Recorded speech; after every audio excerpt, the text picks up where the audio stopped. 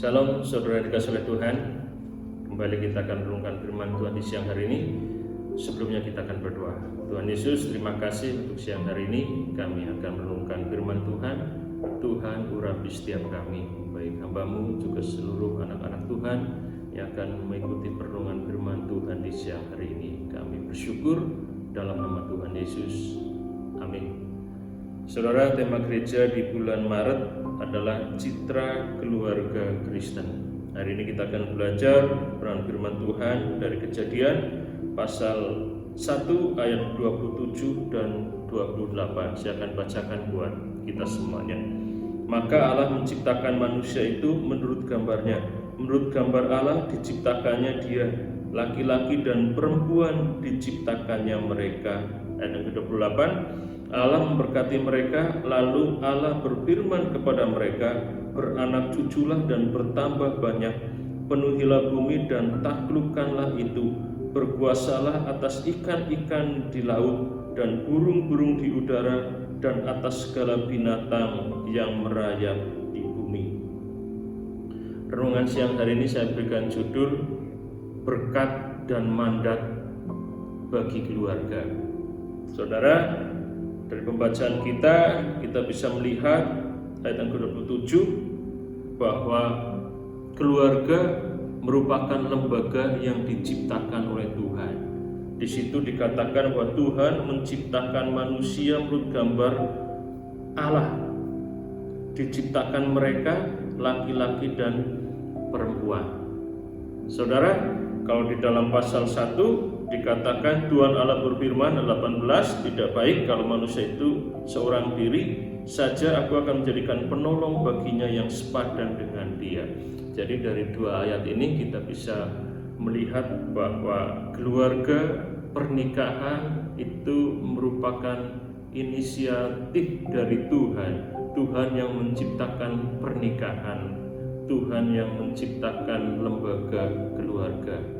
Jadi Adam dan Hawa Tuhan ciptakan dan Tuhan jadikan keluarga. Jadi yang perlu kita pahami pada siang hari yang pertama bahwa lembaga keluarga dicipta oleh Tuhan.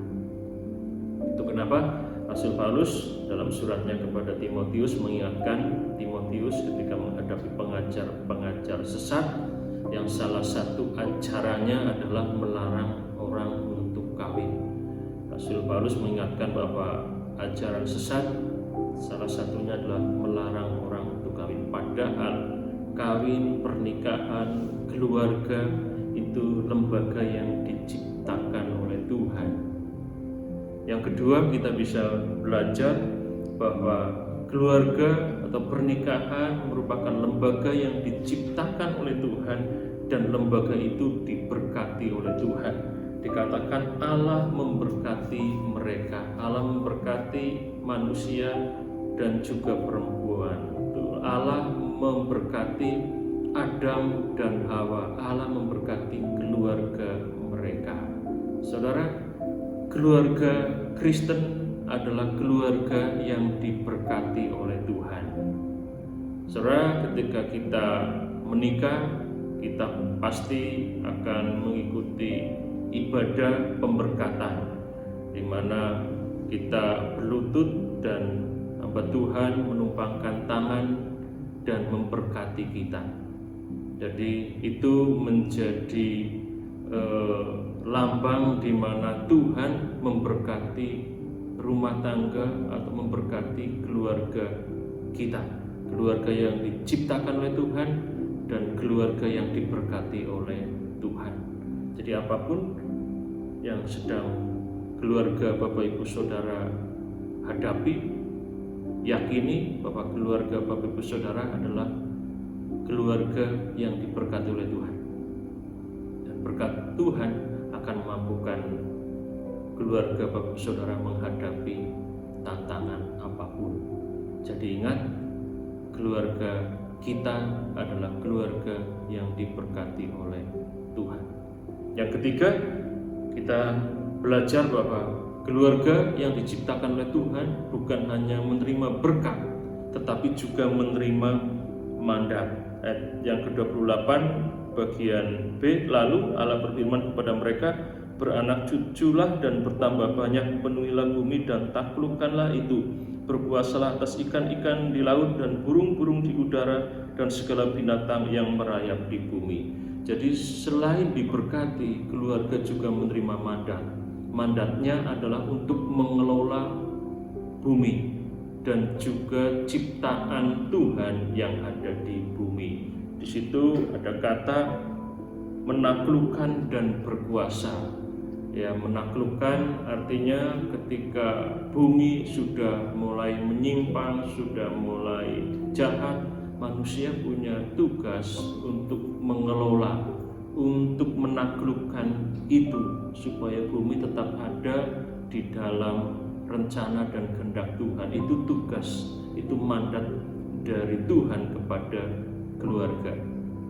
Yang kedua dikatakan bahwa keluarga juga harus berkuasa atas ciptaan Tuhan. Berkuasa di sini bukan berarti kita menguasai ciptaan Tuhan dengan semau kita, semaunya kita, tapi berkuasa dalam pengertian seperti seorang raja yang menjalankan kekuasaan di kerajaannya dengan arif dan bijaksana, dengan adil dan juga dengan penuh kasih memerintah kerajaannya. Jadi kata berkuasa pemahamannya adalah seperti itu. Jadi keluarga diberikan mandat untuk mengelola bumi dan ciptaannya, untuk menaklukkan bumi ketika bumi dan ciptaannya sudah mulai jahat, dan juga berkuasa artinya memerintah, memimpin, mengelola bumi dengan adil, dengan arif, dengan bijaksana. Itu adalah tugas dari Tuhan kepada setiap keluarga.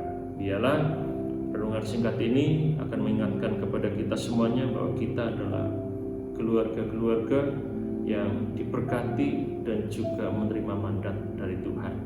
Kita harus tetap lakukan dan jalankan mandat dari Tuhan, mengelola, menjadi penata layan atas segala apa yang Tuhan ciptakan di bumi.